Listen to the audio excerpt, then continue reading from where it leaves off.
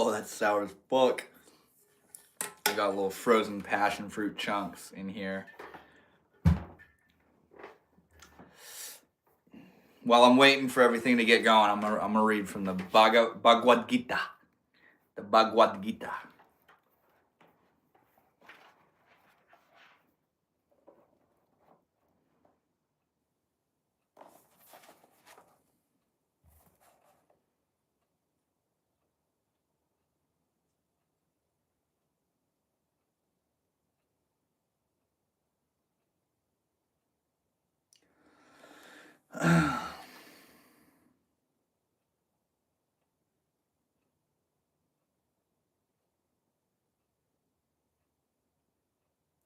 Yo, Richard, what's good, man?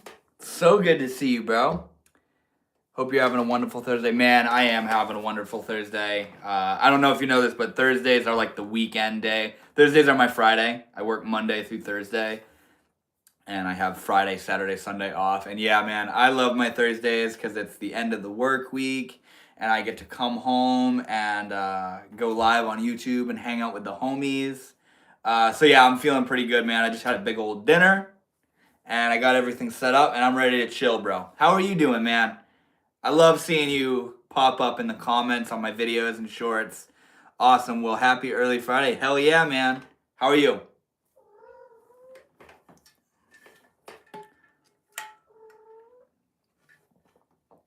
I love to hear it, man. You're enjoying the content still?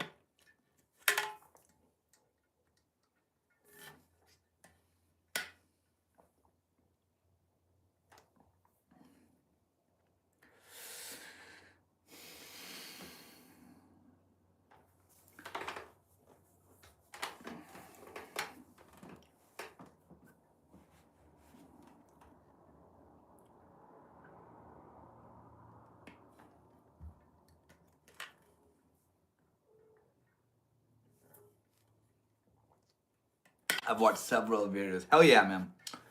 Have any favorites yet?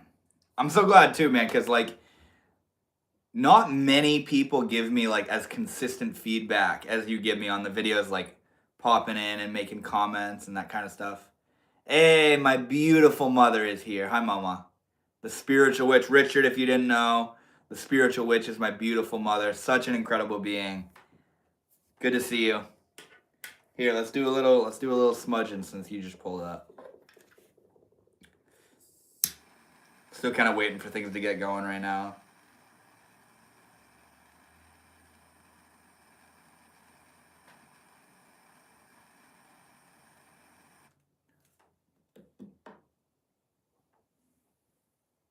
There we go. I see some people pulling up now. Doing a little Palo Santo smudging. Good time to pull up. Oh, that's so good. I love Palo Santo, man.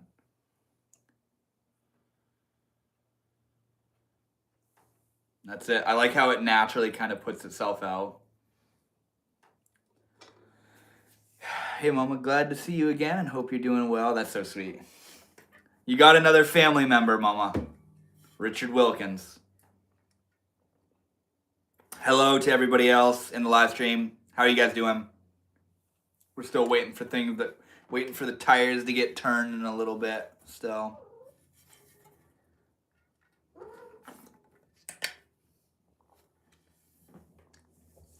Inspirational Quote said, hi, what's up, man? Welcome to the live stream, bro. I don't recognize that name, so I take it that you're new here. Good to see you. I like your username, Inspirational Quote. Maybe you could drop us an inspirational quote in the chat.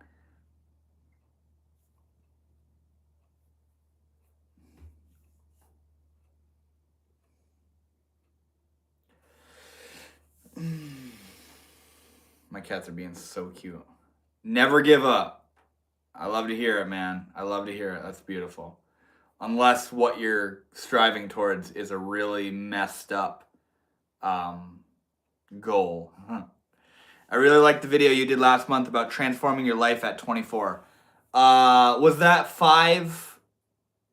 How I completely transformed my life? I can't remember that one. Was I standing outside? I remember how I completely transformed my life at 24. I think I remember that video. I don't remember exactly what I talked about though. That's the case with a lot of my videos. I would have to like watch it back.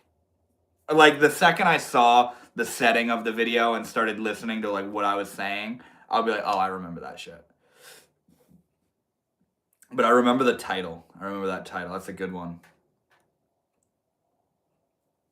Yeah, man, I love to hear that the content resonates with you, man. It means the world to me. Like, weren't you the one that said I'm like your favorite self-help channel because I'm not like the typical self-help channel, man? Somebody made a comment like that, and that shit meant the world to me.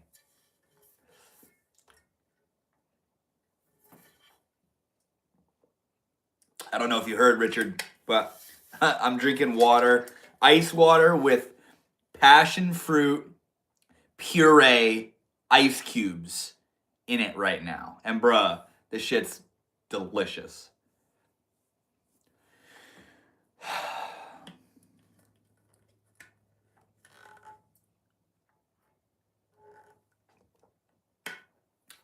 I got a question for you guys.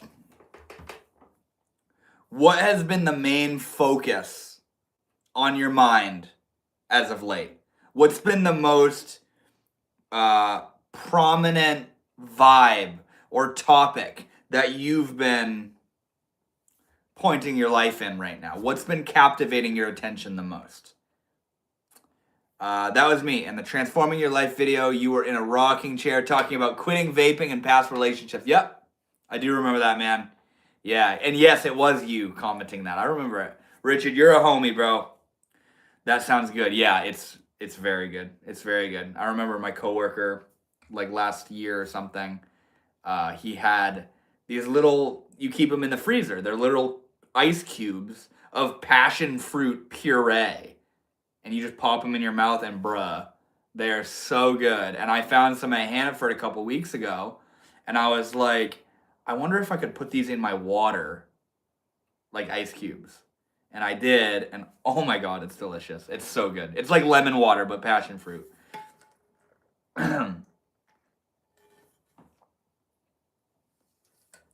and it's sour as fuck. Oh my god. I need to shake that shit up a little bit.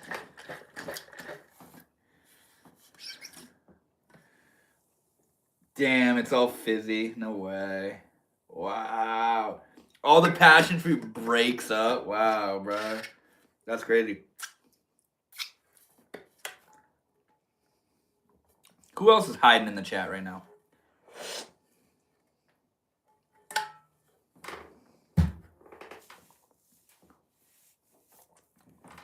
Arian or Arian, I don't know the pronunciation, said hi. What's up, man? Or girl, whoever you are. Welcome to the live stream. I don't recognize the name, so I take it that you're new here. How are you?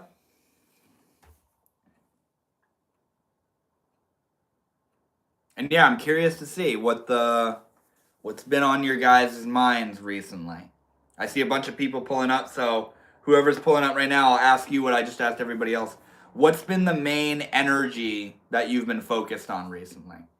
Like, what's been the main thing captivating your attention that you've been most focused on, whether it's a problem or a goal or an interest, you know? What's been like the forefront of your mind recently? I feel like that would be really interesting to hear about. Fine, and I'm boy, bro.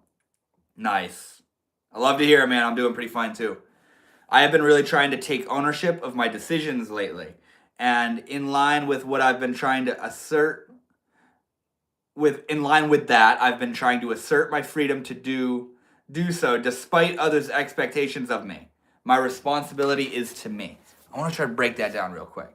I've been really trying to take ownership of my decisions lately, and in line with that, I've been trying to assert my freedom to do so despite others' expectations of me. My responsibility is to me. What? I got a question for you, Richard. How old are you, first of all? Second of all, are there people in your life that are like fucking making decisions for you? Is that kind of what you're saying? And you're trying to sort of exercise your ability to take those decisions into your own hand and make choices for yourself? Mama, what's been on your mind recently? What's been the main thing? I feel like I know, but I want to hear it.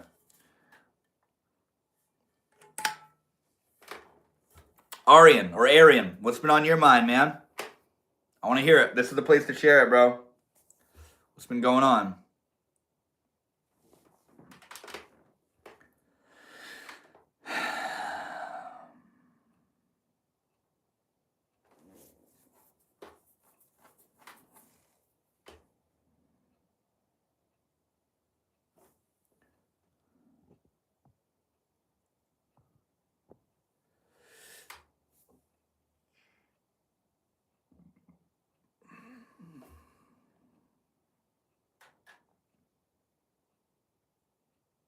I'm waiting for things to happen. That's always fun. It takes a lot of getting used to going live on YouTube. Like when nothing crazy is happening, it's just like, oh, just sitting here waiting for something to happen.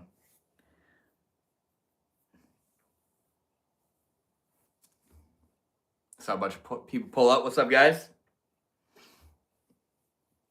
I'm 25, and I mean that certain people who mean well for me are judging some of my decisions. I feel that if I am happy with my choices, I shouldn't allow others to influence that with their opinions.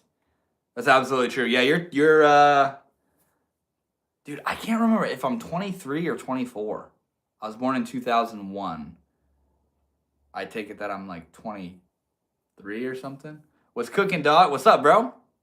How are you, man? Welcome to the live stream. Certain people who mean well for me are judging some of my decisions.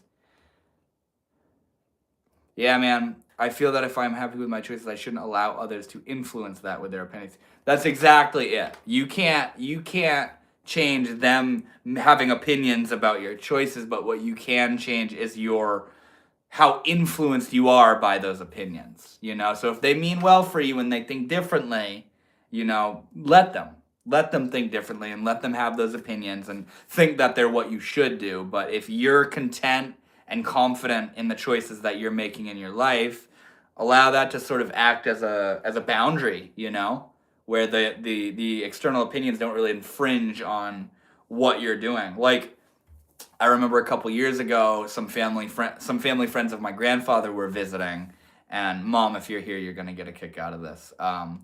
The people that visited were two people, and they were both like in their 90s, bro. And this lady, her name is Judy, she was like, Devin, are you going to college? And I'm like, no, I don't have any interest. Or she's like, no. I was like, no. She's like, why aren't you going to college? And I was like, I'm just not interested. I don't really have a calling to go to college. And I feel like what I want to do, I don't really need to go to college to accomplish.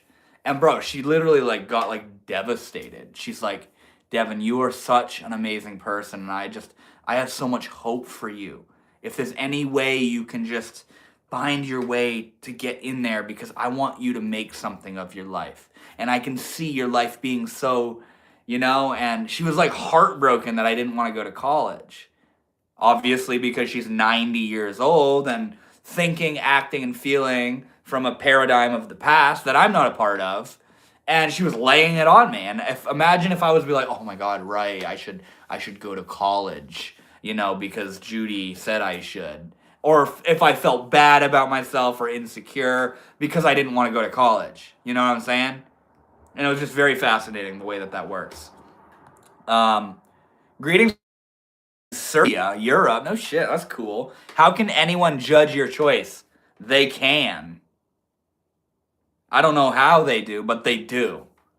You know what I'm saying? They judge your choices, but it's up to you whether you determine what you're going to do based off of somebody else's opinion of your choice, I have to let people know that if I'm making mistakes, they are mine to make. I take ownership for my decisions, good or bad, and a good friend or family member would be there to support me when I fail. Sorry about my English. It's not my native language. You're good, man. You're good. Your English is just fine as a native speaker. Yeah, it absolutely is. They can try. No, they can definitely judge your opinions, but they can't really do anything about it. You know what I mean? But what's the most important thing is how you feel about their judgment towards your opinion. Or your choice, rather. You know what I'm saying? Yeah, that's what you said, isn't it? Yeah, how can anyone judge your choice? I didn't mean to use the word opinion. Yeah, what matters is how you feel towards somebody's judgment of what you've done, you know?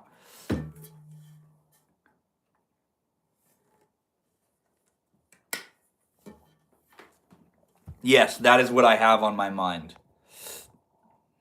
That statement, how can anyone judge your choice? See, I feel like this is such a huge topic too, because I feel like so many of us sort of live our life through the eyes of other people. We think, what would my parents think? What would my partner think?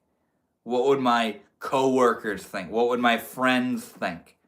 What would my idols think? We sort of ping off of other people to get a signal back to us of the validity of what we should or shouldn't do. Rather than just winging it and being what we are and owning who we are and showing up as who we are, we try to derive validation from other people. Like, there's two examples of, like, you know, a little kid is about to touch a hot surface, and they know it's bad, and they know it's gonna fucking hurt, but before they touch the hot surface, they look around to see if anybody's there to agree with them about how dumb the choice they're about to make is. Or if a kid falls and gets hurt, usually before they start, this is very interesting, before they start wailing, crying, they look around at everybody in the room. And if the person or the people in the room go, oh my God, the child starts wailing and freaking out and crying and oh my God, it's a nightmare.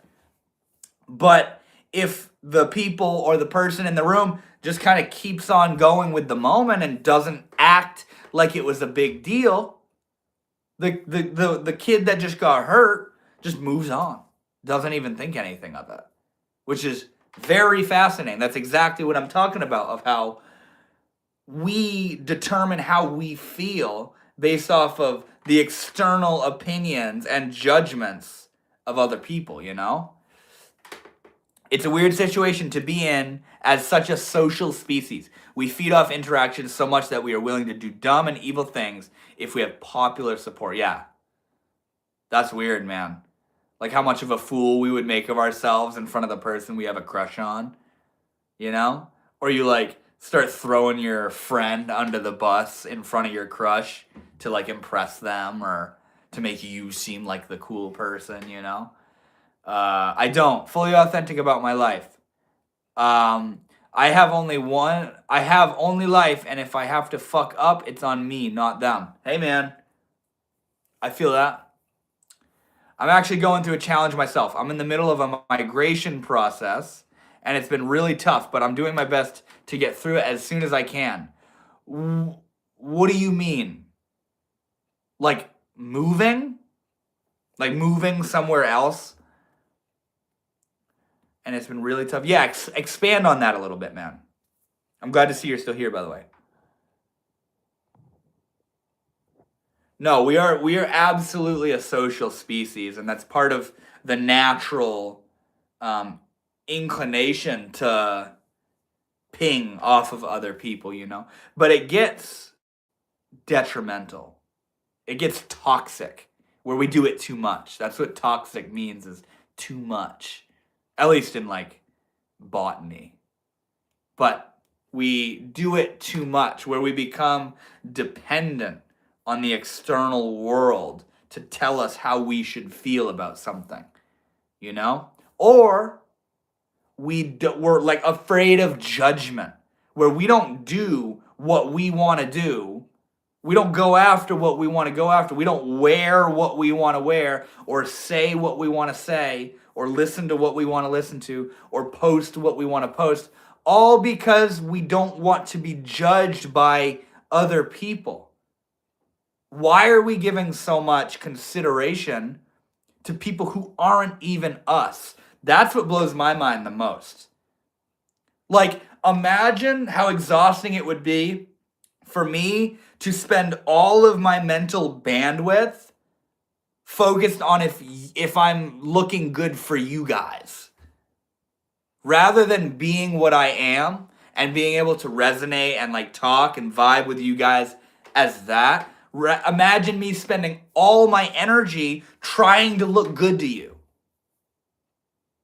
That now not only is that exhausting, but it's not authentic, because now who I am isn't being who I am.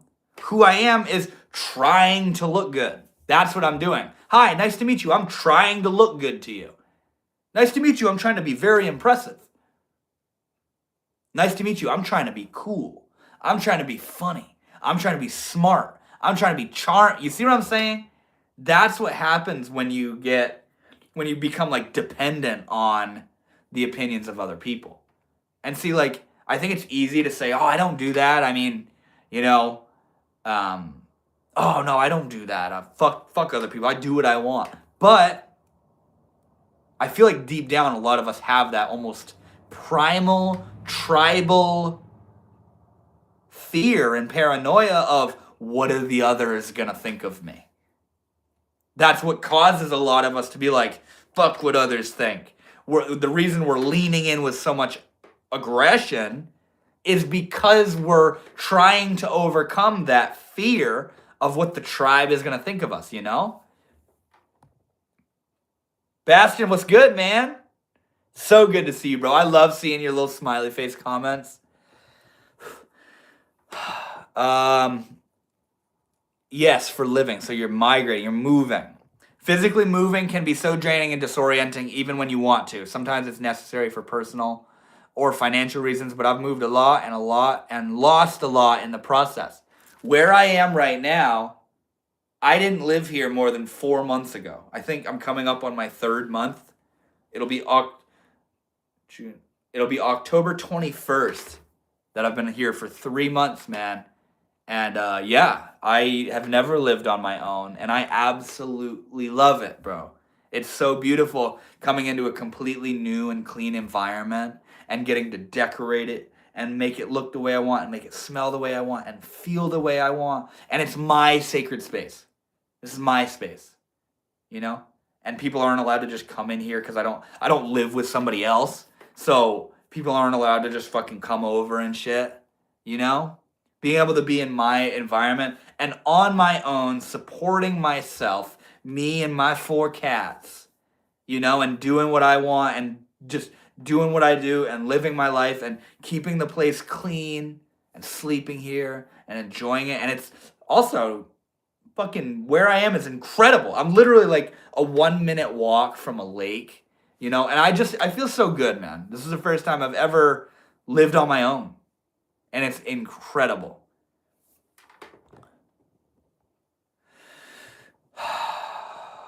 Bro is low-key really articulate and smart. I'm glad we're all here to listen and speak.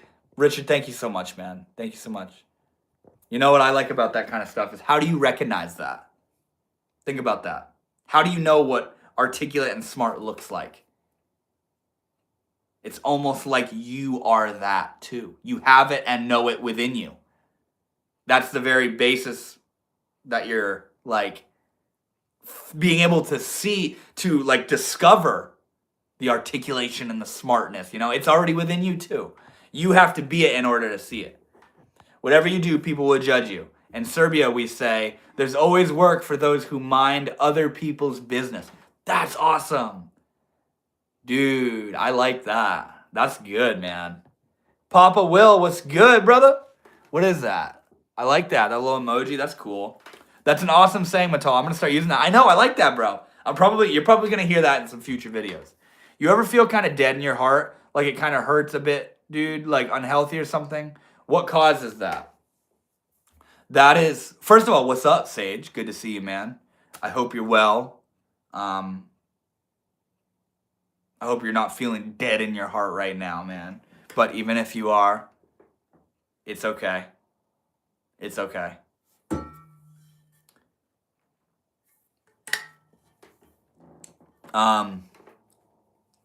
Do you mean emotionally?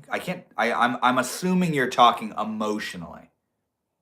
Feeling emotionally dead in your heart and like it kind of hurts. Yeah, I've felt like that. And the question, what causes that, is so open-ended and so highly variable and nuanced because it depends, man. It's entirely exclusive and unique to you in the fashion that it's being born in and that it's coming about in, you know? Because the way that you're feeling right now is like a sum response to everything going on in your life exclusively. And kind of, man, can't really describe it. Man, it's just like a black heart, kind of. You know what I mean? Black heart, like dark, like kind of nihilistic. Tess Blake says you are beautiful on the inside and outside. Once again, I'll tell you, Tess, the same thing that I just told Richard up above. It takes one to know one, bro. Correct. Sage, yes, I am feeling more dead than alive. Unhappy.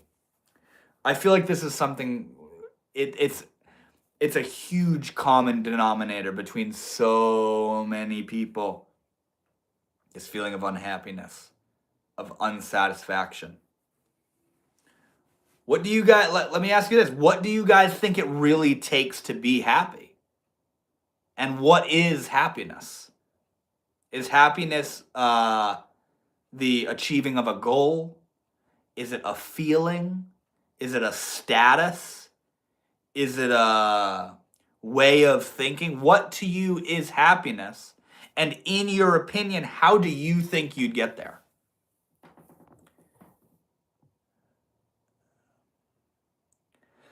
I don't think there is a single cause for a deadened heart. I think the only broad brush answer for what Sage is describing is hopelessness.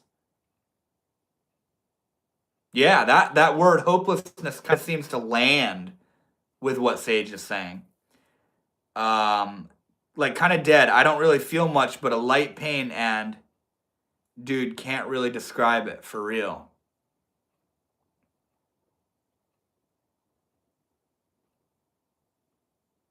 Maybe you don't have to describe it right now. And maybe not knowing why it's there, where it's coming from, is part of the purpose and the function of what it's trying to teach you. Because, you know, I'm obviously my hippie ass. I'm under the impression that everything we're experiencing is functional. And it's functional in the sense that it's orienting us and navigating us towards our highest growth, our highest good. And it's natural. It's completely natural. And the reason things get so fucky is because we try to get in the way and play God. We try to make stuff happen and make stuff stop happening because we think we know the ideal and we know how things should be. Whereas, and you know, by doing so, by getting in the way and playing God, we make things worse and we deviate more and more and more and more from our highest good. We're trying to be when we can let it happen.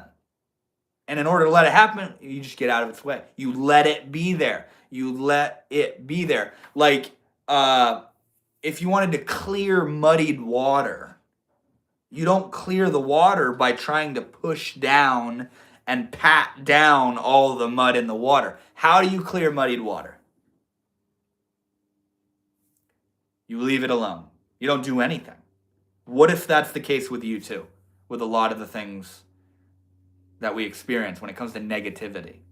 We want to push it away and get it out of there and move it. But what if we're just muddying the water even more? What if what to do is nothing? Healthy nothing. Not passive nothing. Not inactivity nothing. But allowance. Letting. You know? What's going on down here? I'm down at the Beans fella. What's good, bro? It's the fucking shaman yaman. Yes, sir. Happiness is temporary and is dependent on things. Is that what happiness is? What are we all chasing? I I feel like there is fulfillment. And in my opinion, that's synonymous with happiness. I feel like kind of what you're talking about is pleasure, you know? But I feel like there is an undercurrent of fulfillment that we can all genuinely develop. Where whether you're having a good time or having a bad time, to put it simply, you're fulfilled and you're okay. That is absolutely possible, and it's not something that's time dependent or thing dependent, you know? I got resentment, but mostly my life situation, dude, being homeless and all. That completely makes sense. You're asking what causes that deadened heart. Look at the situation of life that you're in right now. And tell me that you shouldn't feel the way you do. Doesn't it only make sense to feel like that in this stage of life that you're in? I think for anybody it would be hard to be upbeat and positive and all chipper and peachy while being homeless and directionless and not knowing where they're going. It takes a lot to be okay in the midst of that, for sure, man. Thanks a lot, everyone, for the love and support. I just hope everything works out and I can finally start a new chapter in my life. Please wish me luck so it all ends soon. Everybody send Arian or Arian a little bit of love. I don't know if it's a guy or a girl, but they're moving to a new place. And yeah, send some love to Arian.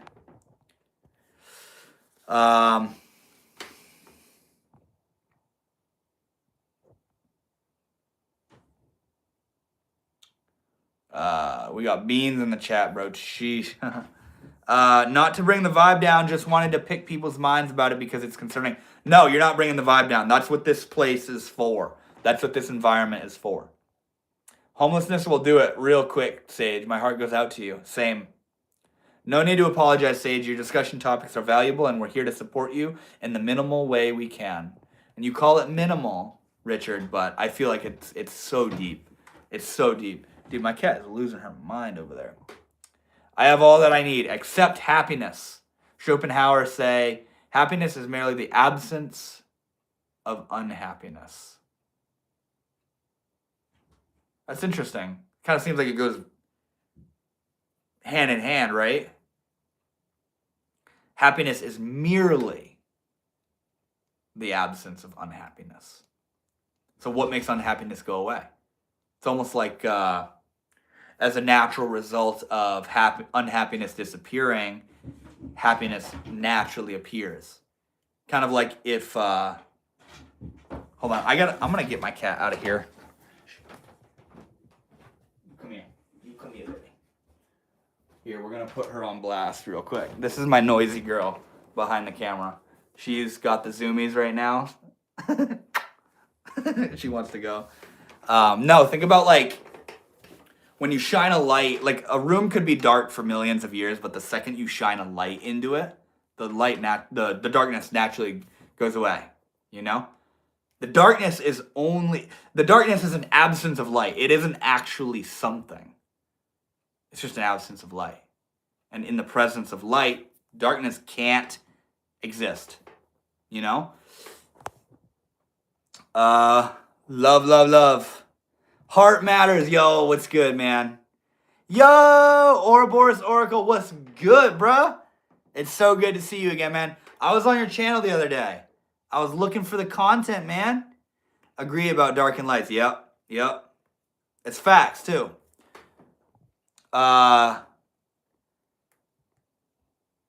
Joy is something that rises from within and overwhelms you. I love that, man. I love that. I absolutely agree. But to be happy, like you said earlier, man, if I get my homestead in my garage with some project cars, I think I could seek peace and truly work on my feels. Stability is a good thing to have, and hopelessness is abundant in a homeless situation. No, I absolutely feel that, man. I absolutely feel that.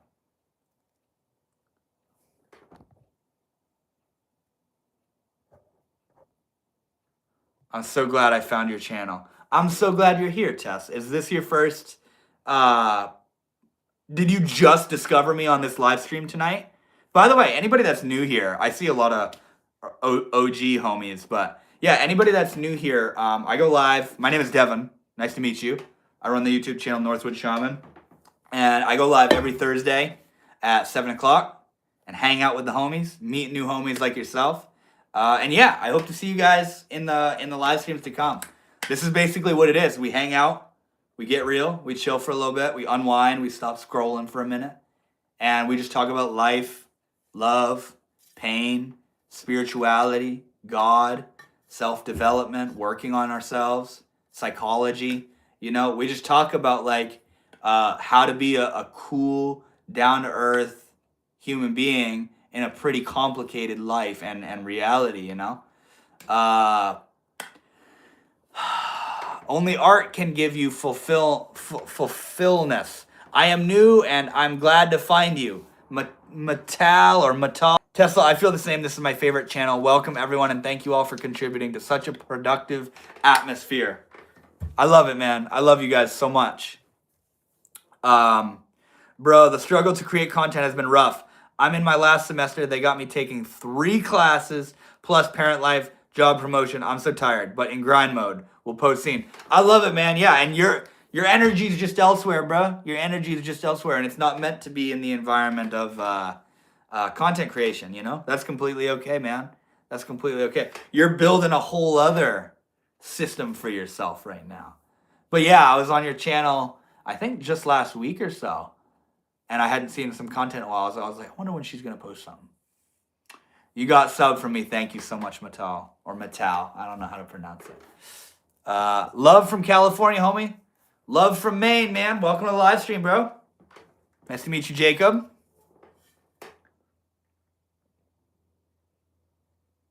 Sage, I don't know if you're still here, man, but I wanted to tell you this. Rather than putting your happiness in that homestead and the garden and the future, the project cars, rather than putting your happiness way out there, try bringing it a little more closer to home. Try bringing it a little more closer to if you get to catch a fucking sick sunset, or you get to eat today, or you make some money on that little side job that you have, or that you got to go a little further with what was left in your gas tank, or that you slept in a place that was safe and you didn't get fucked with throughout the night.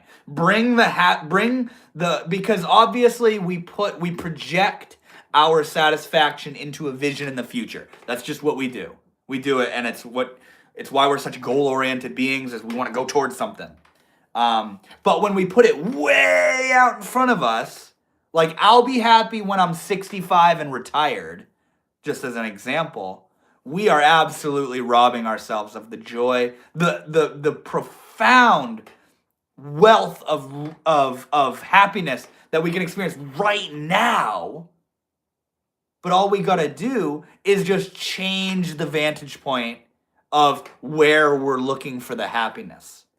Same thing with putting your happiness in, I'll be happy once I'm rich. I'll be happy once I have a partner in my life. I'll be happy once I'm physically fit. I'll be happy once I'm whatever, fill in the blank. When we do that, we're saying, I can't be happy now. It's cool to achieve goals. It's cool to get money and to have a relationship and to get physically fit or to fulfill your goals, but your goals are not the prerequisite to you being able to enjoy life. You know? What are the tattoos on your fingers? I subbed. Thank you, Tess, by the way. They are Hindi. They say Ram. I don't know if it's mirrored for you guys, but it's Hindi, and Ram is a Hindu god. I have a very high affinity to Hinduism. I love it. And Ram is like a mantra, you know, Ram, Ram, Ram, Ram, Ram. It's a repetition kind of thing, repeating the name of God. And yeah, Ram, Ram, Ram, Ram, Ram, Ram, Ram. That's the only tattoo I have right now. Small steps, yep, exactly. Rich men aren't typically happy because they never find the end of the rainbow. Or Richard, they get everything they want. They do everything they want. They go everywhere they want. They're famous, rich, they've done it all. And they realize I can't buy my happiness. I don't want to go anywhere else. I've already gone everywhere. I've already done what I've wanted. I've already made what I've wanted. I've already become who I wanted to be. I've done it all, and I'm not happy. And there's a very profound transformation that can take place in that moment, in realizing that what you're actually looking for is not out here. It's not out in the physical world. It's something that comes from within. Something that we chase, you know? It's a wild chase looking for it on the outside. But once you get to the end, where you could have it all, and you don't want it because you know it's not going to give you what you really want, that's when you start to ask yourself, well, then what is it that I really want? And you realize that after all this time, it's something that you yourself have to bring to life rather than life bringing it to you. You can have 30-year goals and be happy, but you have to be extremely mentally mature so that you have a detailed 30-year plan and you can follow each step daily, which will bring you happiness. Pursuing goals is typically much more fulfilling than completing goals. That's a very good point. That's a very good point, bro. I completely agree. Like this right here. This is an example of a goal that I often share. This is a book that I wrote. It's over 800 fucking pages. I spent like almost 3 years writing it. And now it's just a book. Now it's just a book because I've achieved my goal. I wrote the book. I published it. And it's like, yeah, cool. That's a fucking book. And I'm so grateful that I wrote this book and that it's published. And I read from it every now and then. Like I was just reading it the other night and I'm like, wow, man, this is awesome. I'm so glad this is out here. But the real joy, the real fulfillment was in the writing of the book, you know? And, you know, I was out in Montana a couple months ago with my mom doing these incredible fucking hikes. And while I'm doing the hikes, you know, the typical mindset of hiking is get to the top of the mountain. And in your zeal to get to the top of the mountain, you miss the hike. And then you're at the top, and you think that's where your happiness is, but when you're at the top, guess what you start thinking about? I gotta go back down. I gotta get down. It's constantly out in front of you. If you want a relationship, if you don't have a relationship and you want one, you're going to sit there wanting. And then the relationship comes into your life. Now guess what? You think you're going to be, there we go. No. Now you're going to be afraid that they're going to leave your ass. You know? And then you get confident that they're not going to leave your ass. And then you start getting all uptight about the little subtleties and little tiny things about them. It's always something. We always find something. It's kind of like a pick your poison type thing. The weight is always shifting. Like, you know those games like the whack-a-mole thing where, like, it's the kind of thing where if you push it down right here, it pops up right here. And then you push it down right here and it pops up over here. So you fucking push it down right here and then it pops up right here. You can't, it's trapped. It's this thing. It's this kind of function. And what if, okay, so when was the last time, let me ask you this. When was the last time you ate some food and you were never hungry again? Or did you eat some food and you were satisfied for a while and then slowly this feeling started coming about of wanting to eat? I'm hungry. And so you eat again and then you're chilling and then slowly I'm hungry. What if that's sort of the quality of satisfaction and happiness is you get that thing and it's like, and then you're like, but what now? And then you get that thing and it's like, but what now? We always up level where we're at, you know? It's wild. I,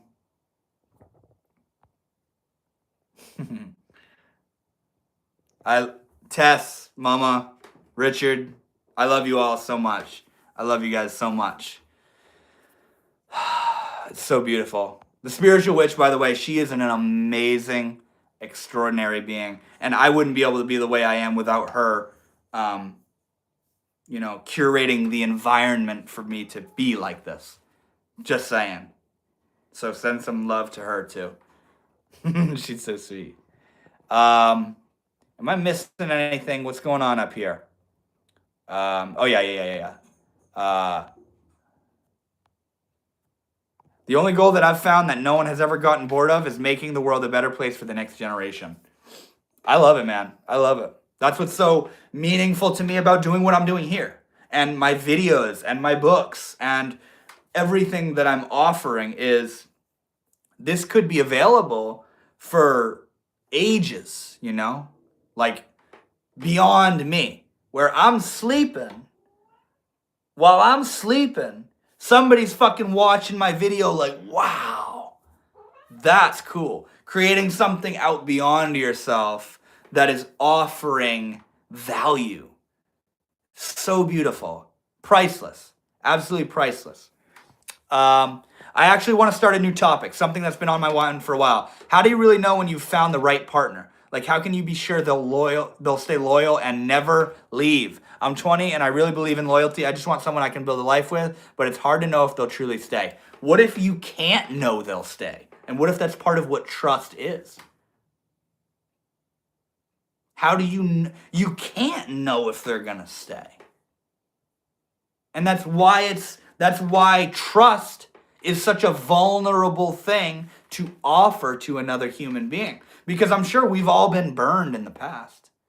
We've all been fucked over in the past. That's why it's so scary. That's why we want to shake this person we're with and be like, don't leave me. You're not going to leave, right? You're not going to fuck me over, right? What if the way is to offer that trust? I'm with a beautiful girl right now that I've had to learn exactly this. I have to offer my trust. And I do trust her. And every single day, she proves to me that she's worthy of my trust. And there's no guarantees. We don't know what's gonna last forever. We don't know what's gonna we can't make that sort of commitment of don't go no matter what. We like my mom is saying here, the loyalty should be to yourself. If somebody is ready to go, we should let them go. We shouldn't make a condition where you can't go. If I stay, you stay too. Love is completely fucking vulnerable. It's completely open. And that's why we all get so anxious and full of nerves and, and as far as knowing if it's the right partner, I think you can kind of feel it clicks. It's a click. You're not sacrificing yourself. You're not swallowing how you feel to keep the peace. You're not changing yourself for them. They're not changing themselves for you. And it's not about both liking the same type of fucking music or both liking the same thing or whatever it is. It's about this deeper resonance, and it's so beautiful. And the real quality of relationships is so mysterious and deep. It's literally it's as mysterious as life. It's as beautiful as life. Relationships isn't binary, black and white. This is how it should be. This is what it looks like. This is how to know if you found the one, so on and so forth. Relationships are etheric and deep and mysterious, and it takes a lot of trust and a lot of faith and a lot of vulnerability,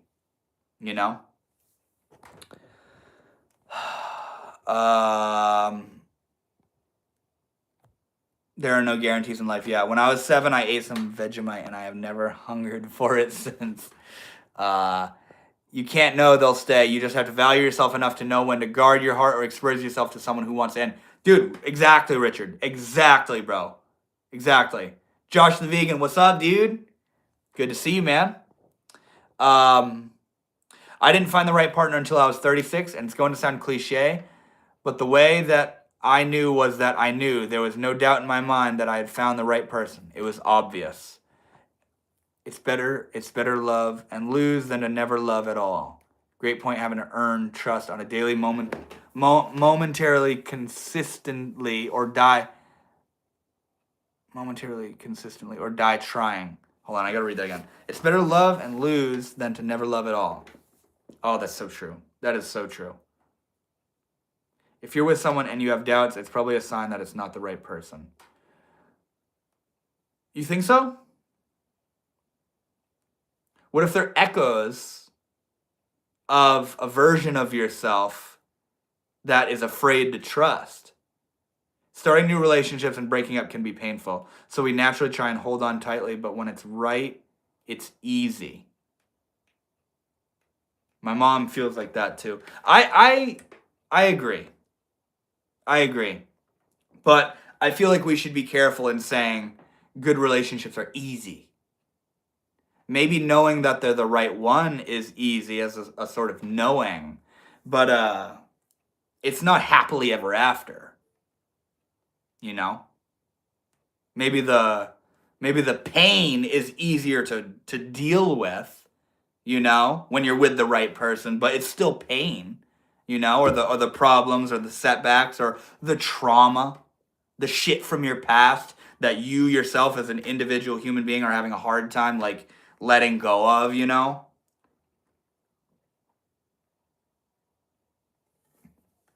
Love is a verb.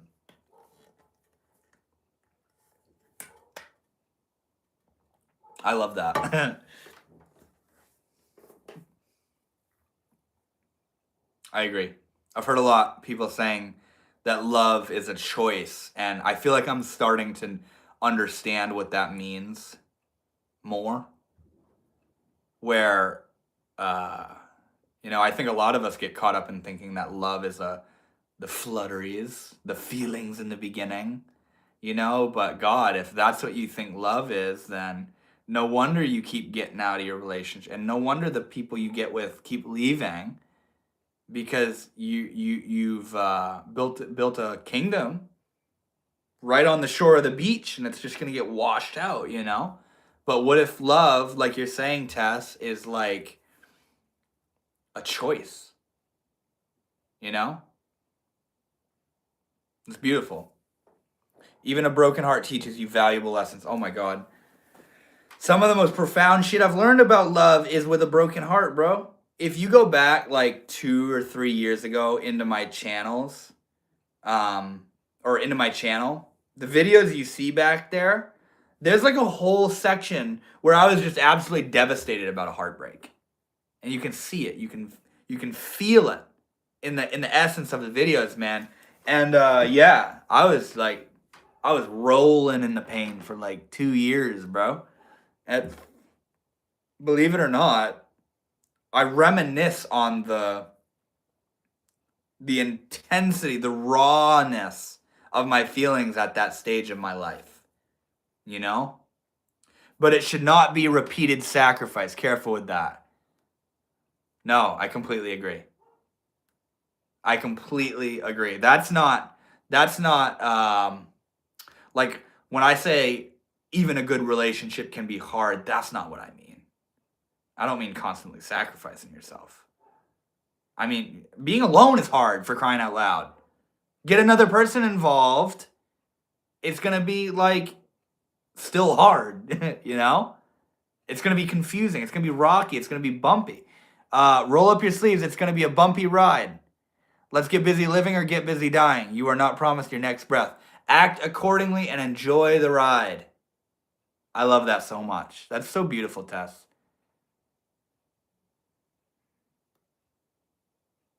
I disagree. It is happily ever after, or at least it has been for me for the last 2 years. So Heart Matters, you're constantly in a perpetual state of bliss. Like you broke life, bro. You figured it out, man. If you're constantly happy, like you just solved everybody wrong, bro.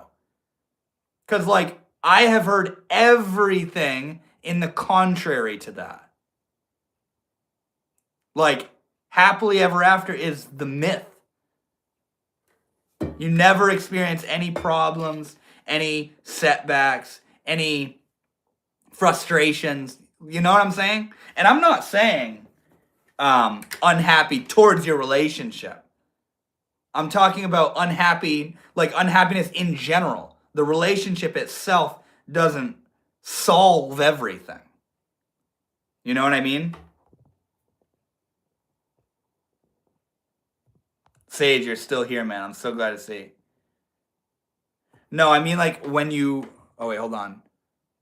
Sacrifice should be with intent to build and within your personal boundaries. It requires a great deal of introspection and communication.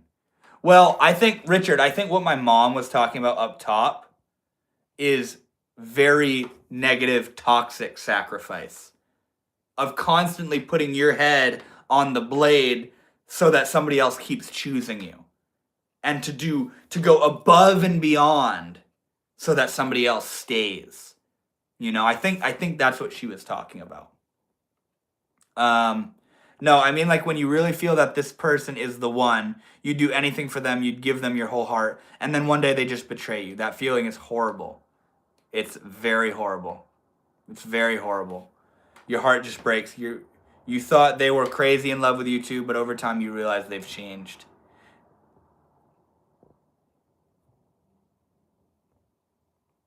Yeah, man. It's hard. Relationships are one of those things where it's like you can't you don't just figure it out. It's not like this is how relationships are. You know what I mean? We all sit here. It's that to such a degree that we all sit here wondering, how do I know who's the one? How should we feel in a relationship? What does a good relationship look like? How do I know I've found the right one? Why can't I find anyone? Relationships are so big and like hard. Hard not in like they're negative and toxic, but hard in that it like they're far out. They're transcendent of just rational thinking, you know? Does that make sense?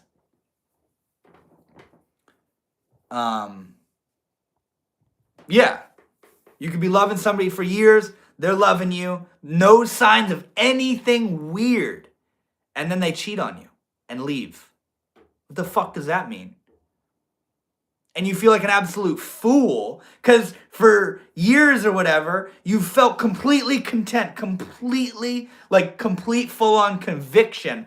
They are the one. They love me. I love them. I trust them. This is it. We're going for the long run. And then they fuck you over. What is that? What does that mean? And then, yeah, it's not like, oh, this is what it looks like, you know? You never know.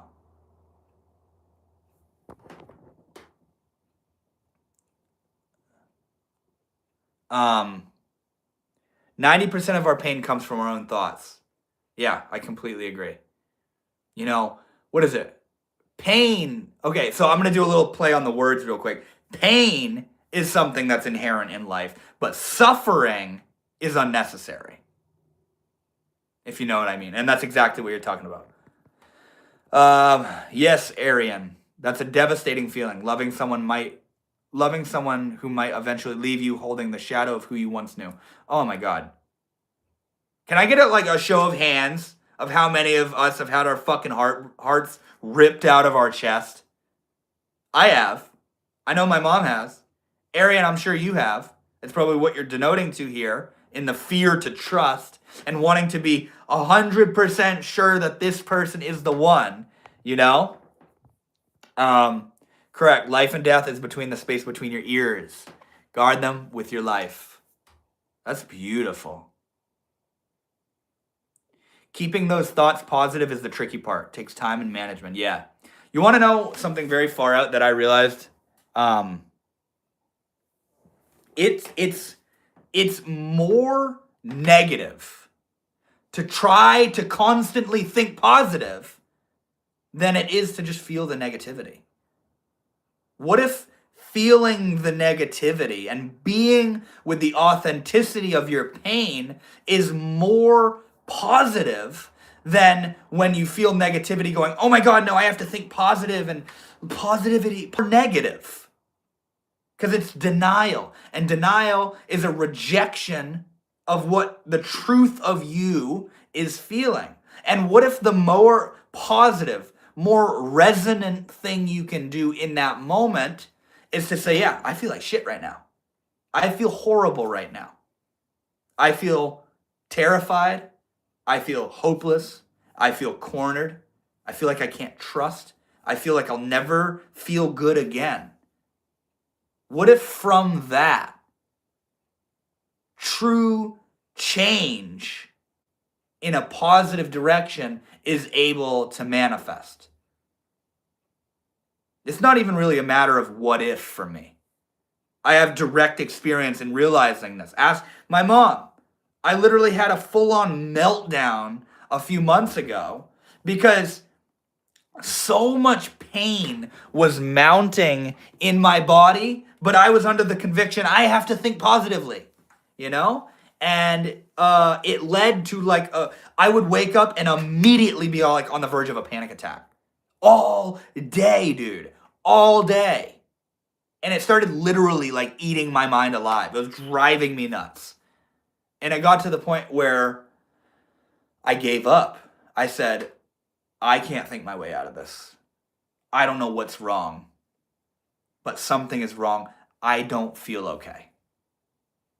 And that anxiety and that pain immediately like gave into an outpouring of grief because I realized my life had been fucking in complete shambles for the past few months. And I started crying. And upon crying, I felt amazing. You know? Like, a way that I often think about it is being afraid to puke is worse than puking. Oh my God, I don't want to puke. I don't want to puke. Please don't let me puke. But then when you puke, you feel great, bro. Sitting there going, I'm not going to puke. I'm fine. I'm fine. I'm fine. Sure, that's a positive way to think, but is it true?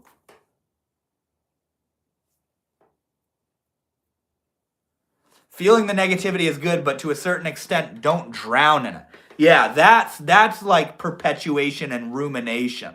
Feeling it is good, but don't let it puppeteer you.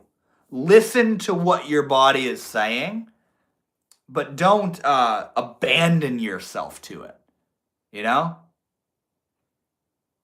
How much do I owe you for this free therapy session? $10,000? I got you, boss. Thank you. Tess, you're a savage. You're a savage. It's completely free, and I love every single one of you so much. I do. I mean, the fact that you're joking about that, I do offer one-on-one coaching sessions, by the way, if any of you are interested. Oops. Wait, hold on. Where is it here? Yeah. Heart Matters. I wanted to read your message. My life has been on a steady upward trajectory. Maybe it will stop someday, but I hope not.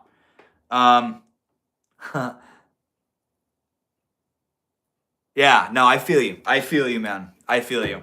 My life has been so as well since getting in this relationship that I'm in right now. I completely agree. And I still love her. I just know I can't be with her. That's deep. And that's hard, man. That shit's hard.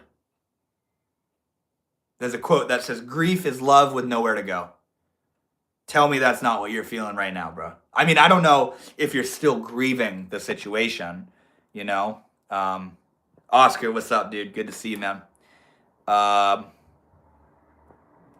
Yeah, look at the hands, man. The hands. Exactly.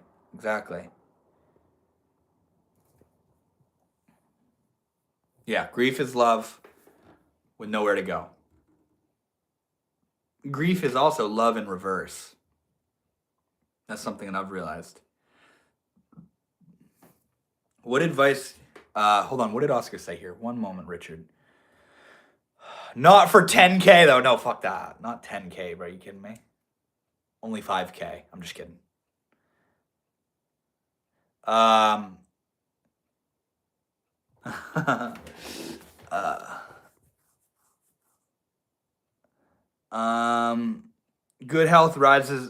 Good health helps us rise above negative emotions more than good words do. Good health is that, but always instead of short-lived, like a J. Yeah, man. I feel you, man. Good health is holistic. Good health is the good health is like the ground zero of actually being able to be mentally healthy, physically healthy, spiritually healthy, you know? Good health is very well-rounded, you know? All right, Richard, what do we got here? What advice would you have for someone who has went through many cycles of collapse and rebuild, grieving and healing, but never feel they truly come out on top?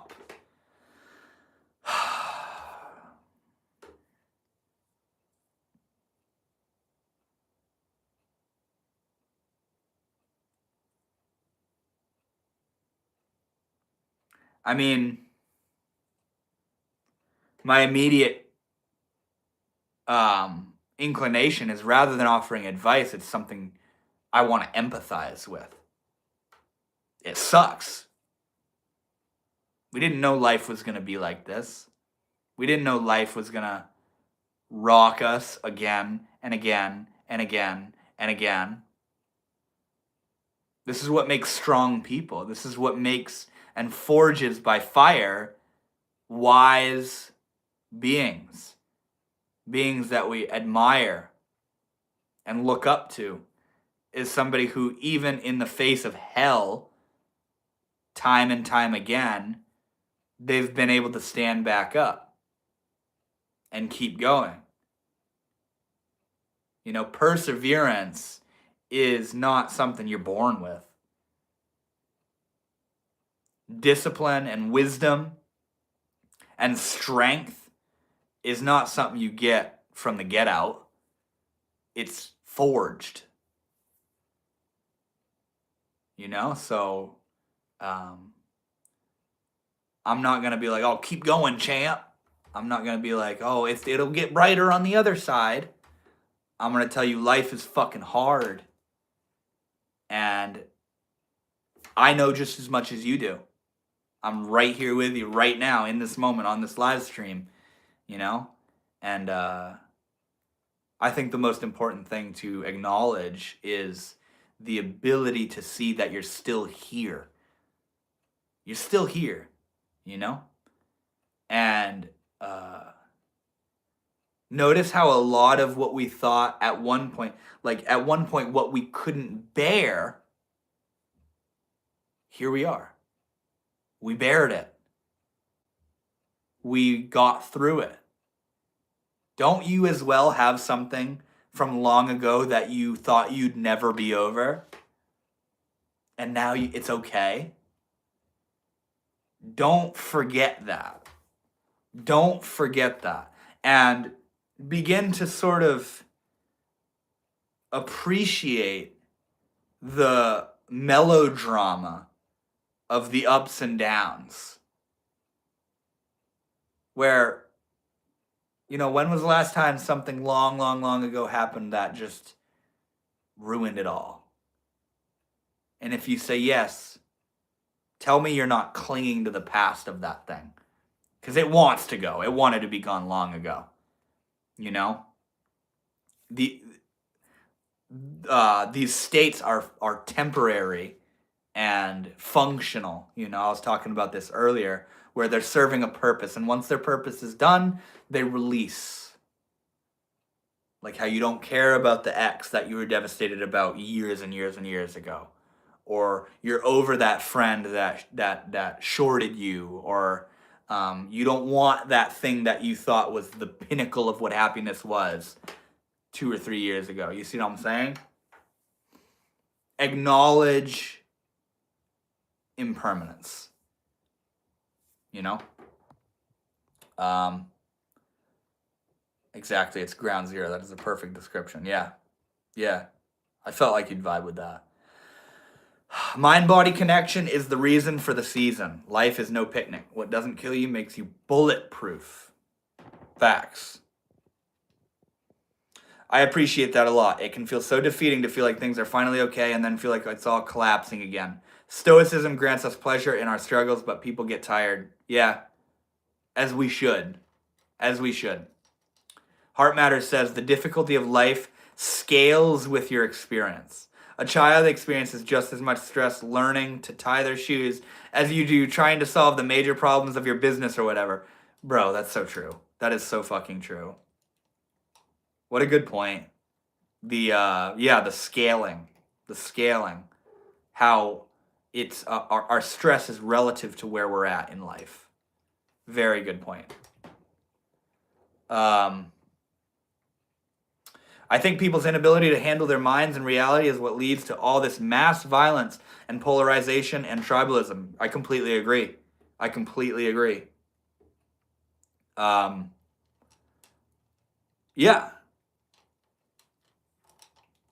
You know, and I was actually just talking with my mom about this the other day, how, you know, when you're working on yourself spiritually or you're in the self-transformation community, the thing that I proclaim that I'm like, I talk about content-wise and stuff, when you're doing all this work on yourself, when you're meditating and you're doing yoga and you're going to the gym and you're reading the books and attending the courses and listening to the teachers and you're doing it all, when your life is kind of just chill and mundane, you can start to feel like, what the hell's the point of it in all this stuff I'm doing?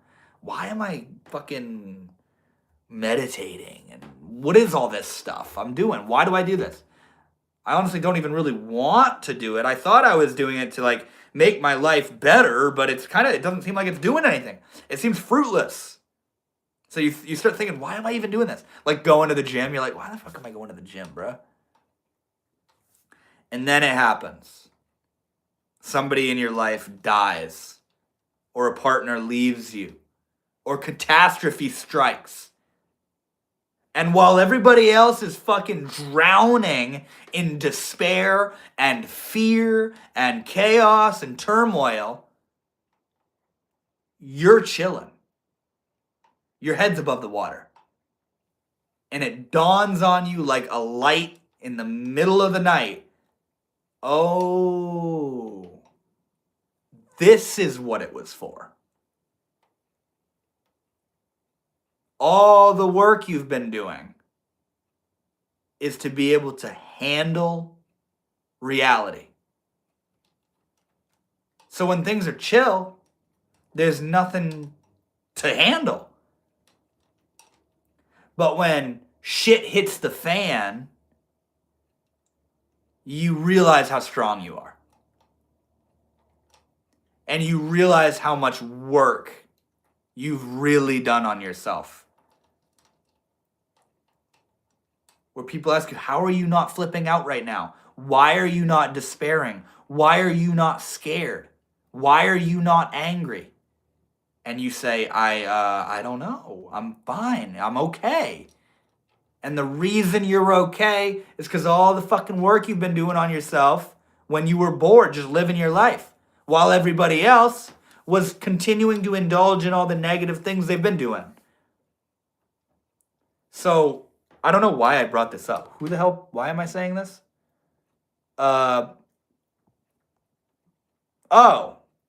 Inability to handle their minds. Okay, yeah. All this work we're doing is to learn how to handle reality, to put it simply, you know? Love that, Heart Matters. Yes, Richard. I feel like I tripped into the cool family on the block. Tess, I'm so glad you're here. I'm so glad all of you guys are here. For real. I love you all so much. Tribalism is a double-edged sword. It motivates people to do more than they otherwise would, but it also can polarize them against those not in their tribe. It's very true. What is tribalism? Is it like kind of like herd mentality, feeling stronger in numbers, like being a part of a group? Is that what you're saying? Behind choosing a life partner, choosing your tribes carefully might be the second most important thing you could do.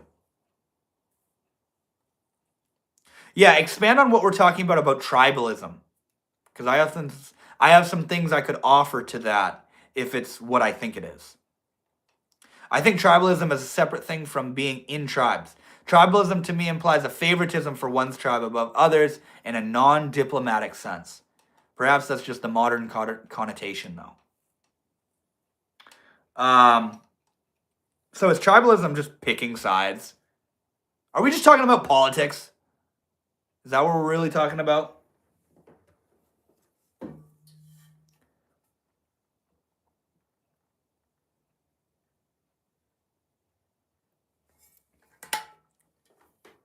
Is it who you surround yourself with? That's what I'm kind of wondering. Because what it's making me think of right now is people that only feel powerful in relation to a group. I'm a Republican. I'm a Democrat. I'm a Christian.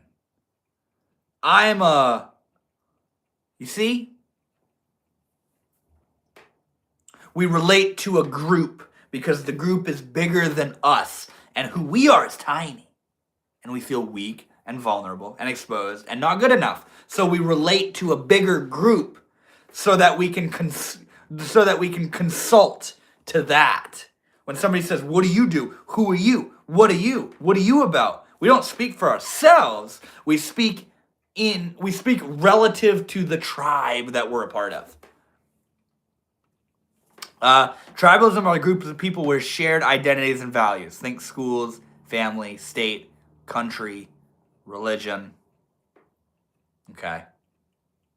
I would say picking a tribe is fine. Associating with groups has been a survival means forever. But when you attach yourself to a group in an ideological way and put yourself above others, that's bad.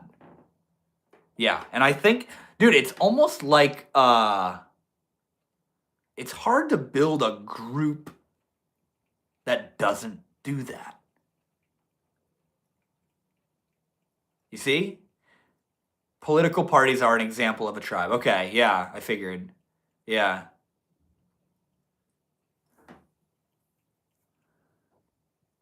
I think tribalism is dangerous then.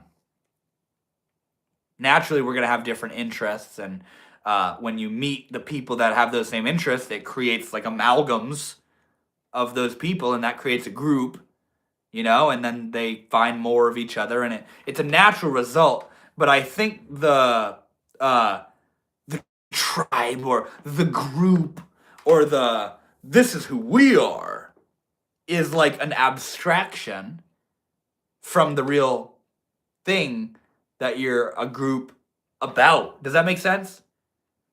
Life is tricky. Yeah, to put it simply. I'm going to pin that. How do I do that? Pin message. Life is tricky. Thanks. Why didn't it pin? Okay. Message failed to pin. Why is that? Pin message.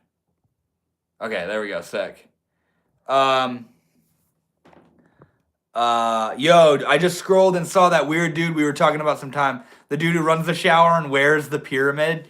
Yeah, that guy. That's an example of somebody who probably thinks they're God or they're enlightened or something. Don't do that, guys. Don't do that.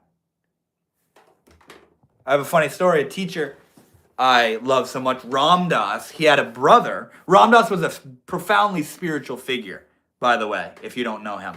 Ram Dass had a brother that thought he was God.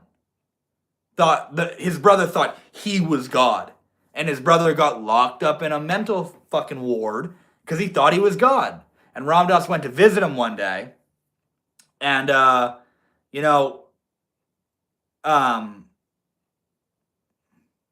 does the story go? Shit. Yeah, Ram Dass went to visit his brother that thought he was God one day. And Ram Dass went wearing beads and white and a long beard, and his brother in the insane asylum fucking wearing a suit and all dressed up, and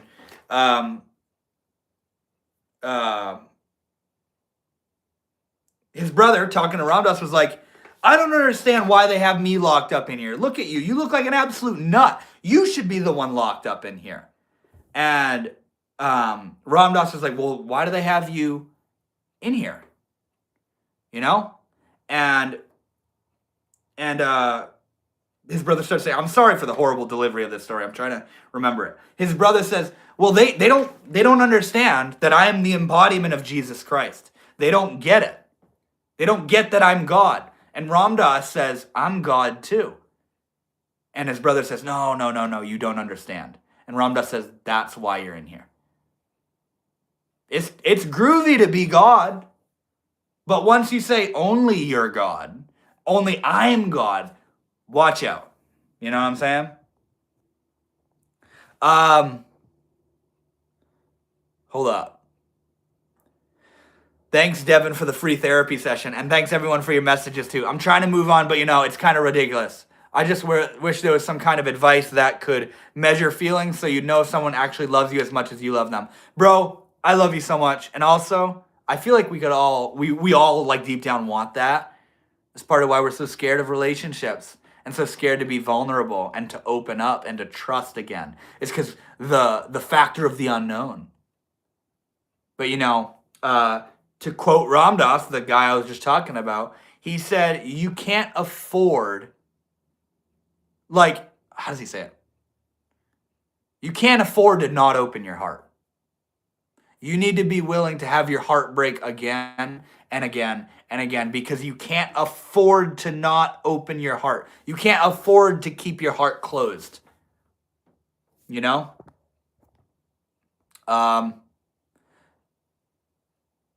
You have to share an identity and set of values for it to be a tribe. Right.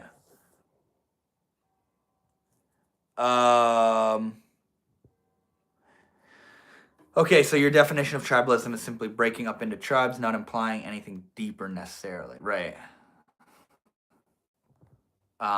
We now know that the pyramids were built by the regular citizens as part of their religious worship. That's an example of the power of tribalism. When the hell did we figure that out?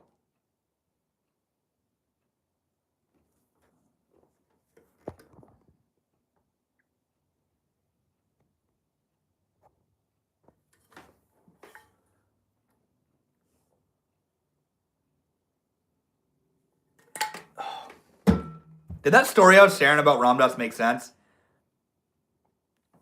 It's cool to be God, bro, but once you start saying only I'm God, that's where shit gets dangerous. Wouldn't you rather loving someone fully and get your heart ripped out of your chest? 100% full stop. Wait, are you being sarcastic, Tess? Okay, so I'm sure most of us here have had a pet before.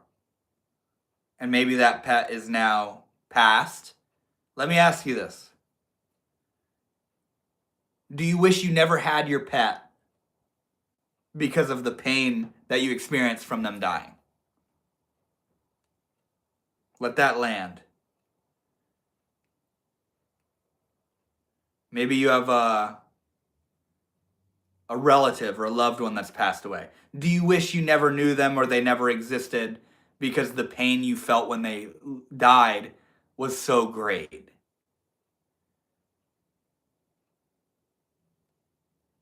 Yeah. I'd rather fall in love deeply and get my heart broken. Exactly. Pain is intrinsic in love. Because in life there is loss. And in loss of something you love, there is pain. Either I'm going first or you going first. And somebody's going to be left here hurting if they love to a great enough extent.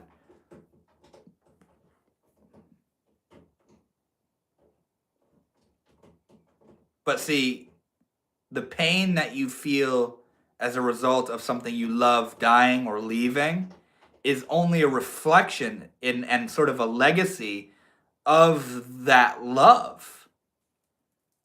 Now, do you really wish you never had that thing that you were so in love with just because of the pain that resulted once it came to an end? I think a lot of us, if we were to get honest with ourselves, would realize that no, we don't wish that thing never happened, even though it tore our heart apart when it broke.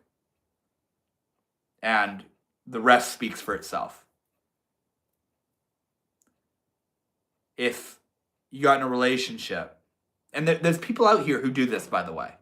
If you got in a relationship and it ended, and as a result of it ending and the pain and the heartbreak, you say, I'm never getting in a relationship again. Fuck love.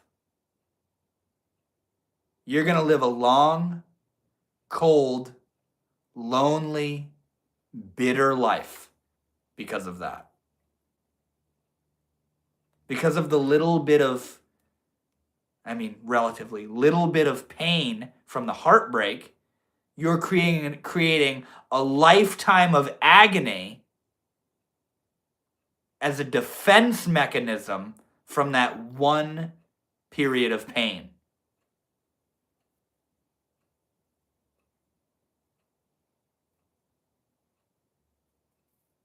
You need to be willing to let your heart break again and again. I'm in a relationship right now, and that was something that I had to come to terms with is, my heart could break again. I'm in love, and my heart could break again. And I had to accept that. And the way in which I came to terms with it was that I would rather love than not. So what if my heart fucking breaks? It'll heal, and I'll do it again. So much love to you, Tess. Yo, Timesley, what's up? I was Timesley. I added my name to something else. It's good to see you, man. Leave yourself open. Who knows? Lightning could strike. I believe it was Rumi that was said, the crack in your heart is how the light gets in. All relationships are temporary. You have to enjoy them in the present. Very true, and that's something that I'm still integrating and learning right now. Is that where the joy is and where the fun is and where the beauty is and the love and the romance and the wonder is right here, right now. You know? And like I'm in a long distance relationship right now where I can't physically be with my girlfriend. Now imagine I put the happiness and the enjoyment of my relationship way off in the future once we're able to be together. You know? No, dude. The joy is now. The joy of my relationship is now. Like, we're not even talking at the moment, you know, because she's 5 hours ahead and she's sleeping and all this shit. The joy still is right now in how I show up to the moment.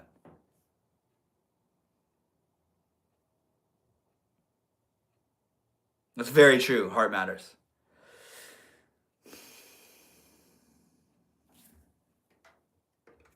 It's deep stuff. Deep stuff.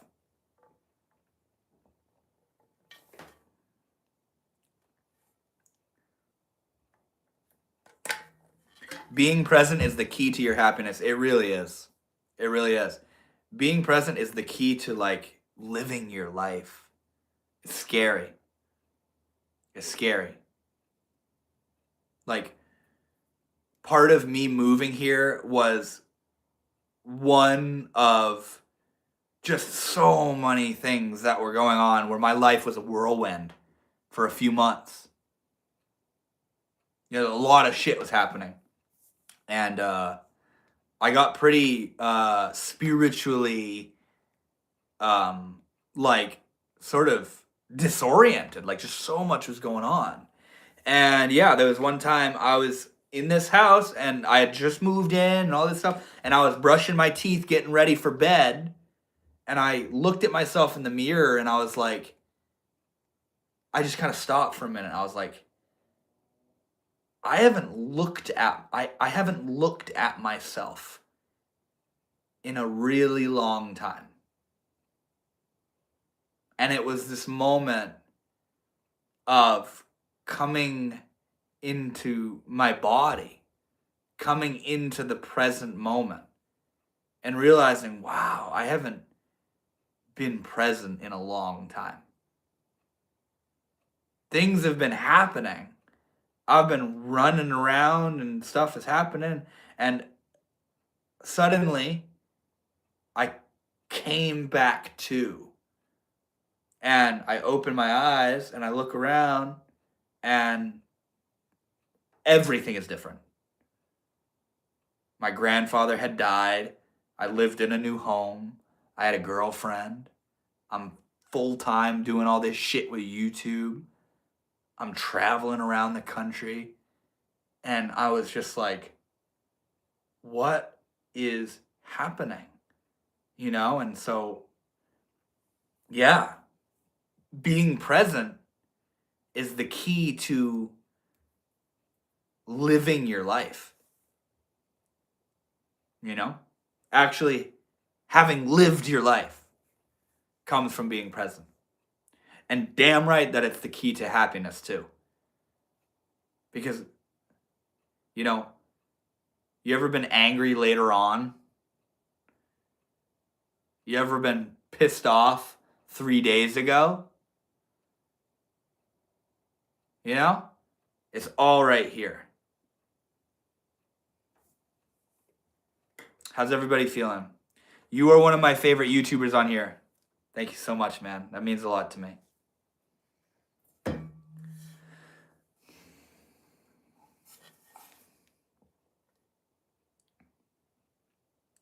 think we're nearing the end of tonight's live stream. It's been incredible. Incredible vibes.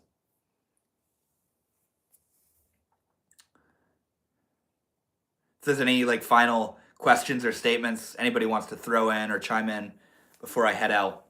Have you ever discussed how the popularity of AI might impact our ability to be present moving forward? By discuss, do you mean on here on the live streams? It's something I've thought about. Not to any great extent, but I've definitely considered I wonder what's going to happen here with AI as far as content and how much stuff we do in the world, I thought about wow, think about how many jobs it'll put an end to where people don't need to do certain things anymore. How much shit it's going to do for us. ChatGPT, bruh. I could use ChatGPT to write books, make YouTube ideas, YouTube titles, YouTube descriptions, all sorts of stuff. I could have it write scripts for me. I could do nothing and have AI do everything for me, basically. So I've definitely thought about I wonder where this is gonna go, and I wonder what vein it's really gonna find its way in, But I'm the kind of person, I just sit back and I'm just watching it. I use AI sometimes. I use a lot of ChatGPT. I ask it questions and shit, and I talk to it, and I have it help me build things out, and it teaches me about just different things that I'm curious about. You know what I'm saying? Very helpful and very useful. But I don't like the idea of it replacing our innate creativity. The past is gone. The future is not promised. All you have is now. That's why the present is a present. Exactly. I love that so much. Yes, exactly. Thanks for the advice. Got you, bro. Great question, Richard. We are already fucked as far as AI is concerned. Popcorn, anyone? Oh, jeez. Oh, God. I worry about people using LLMs for social connections. There is something inherently unhealthy about establishing emotional relationships with a robot. What is an LLM? Fuck is an LLM, bro? There is something inherently unhealthy about establishing emotional relationships with a robot.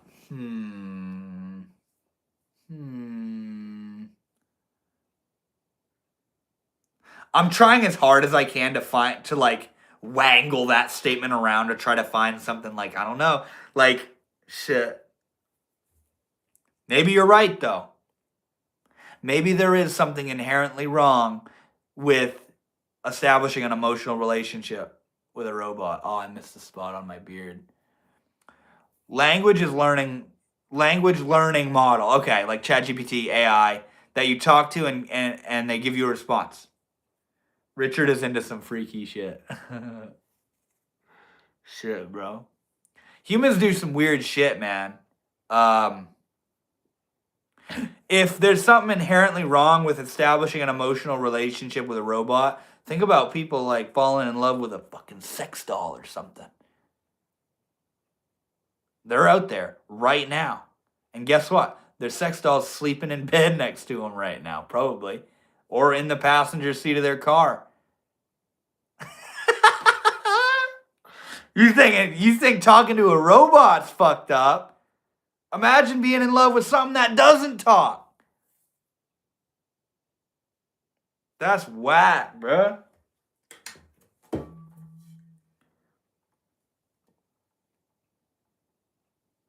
I'm dead. That's funny, man. Wow. I agree though. It's awkward. It's weird being close with a robot. Who are you close with? What is it that you're close with? I'm so done. Oh god, bro. I'll be honest. I talk to ChatGPT like a friend. I'm like, yo, thank you for the advice, bro. And it's like, I got you, Devin. You know, it talks to me like a human. If you talk to ChatGPT like a homie, it'll be a homie. If you talk to it like a little robot, it'll be a robot. You know, this is the funniest shit ever. Oh gosh, it's wild, bro. Richard's onto something. He's right, I guess. Imagine imagine having the opinion like that, Richard, of there's something inherently wrong with having an emotional relationship with a ChatGPT or AI, and then like you accidentally end up like low-key catching feelings for ChatGPT. You start flirting with it. It starts not responding immediately, making you all anxious, wondering if it's pulling away. You're sitting there waiting for ChatGPT to respond. And then once it responds, it says some shit that you wanted it to say something else, but it's like being cold and distant.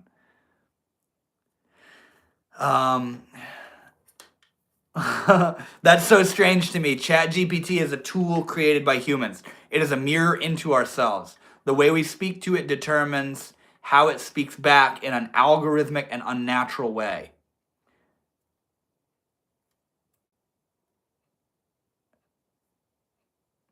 It's incredible though, bro. It's like ChatGPT to us is like what a calculator was to us. It's like Google as a robot that can talk to you, you know? AI is really good but can also be dangerous. Arian. You can't spell Arian without AI. I'm just kidding. I'm just being stupid. In what ways do you feel like it could be dangerous? We went off the rails somewhere along the way, yeah. That's what happens this late into the streams, man. It starts getting a little crazy. I'm almost ready for bed anyway. I've had a long week. You are not wrong.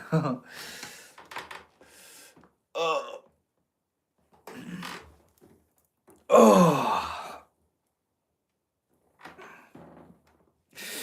Yeah, I think we're going to get ready to call this stream, guys. It's been an incredible time, though, man. This really has been a fun stream. I miss you already. Tess, I'm so glad you're here. I don't know if you caught it. I take it that you're new here. I go live every single Thursday at 7 o'clock Eastern Standard Time. So the time that you pulled up today, that's when I'll be live next Thursday. Check out the channel. I post two videos a week or so talking about this kind of stuff. You know, I'd love to see you there. Like now I use ChatGPT to speak with you because my English not good. No shit. That's incredible.